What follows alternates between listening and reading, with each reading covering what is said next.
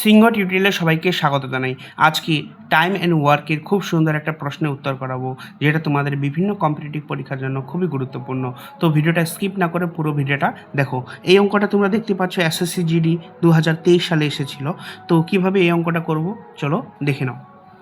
বলছে এখানে দেখো, এ একটি কাজ 20 দিনে এবং বি ওই কাজ 24 দিনে করতে পারে। তারা একসাথে কাজ করলে কত দিনে কাজটি শেষ হবে? কত দিনে? দেখো, এ একটা কাজ করে কত দিনে? 20 দিনে, ঠিক আছে। বি ওই কাজটা করে 24 দিনে, ঠিক আছে। তো আমরা টোটাল কাজটা আগে বের করে নেব। দেখো, দুটো লসাগু করব। দুটো লসাগু করলে কত হয়? লসাগু এভাবে করবো, এইভাবে দেখো, এখানে 20 আর 24, 2 দিয়ে করলে এখানে 10 আর এখানে 12 হয়ে যায়। আবার 2 দিয়ে করলে এখানে 5, এখানে 6 হয়ে যায়। আর যা যাবে না, 5 6 কত হয়? 5 6 30, ঠিক আছে।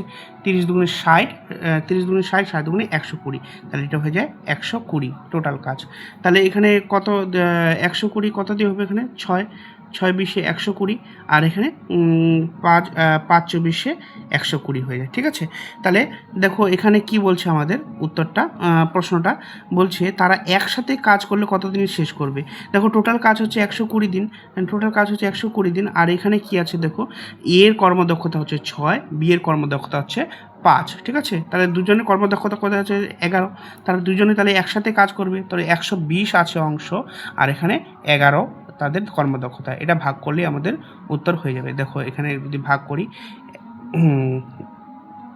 11 11 10 11 110, ঠিক আছে। 10 11 110 হচ্ছে, তাহলে এখানে 10 নামবে।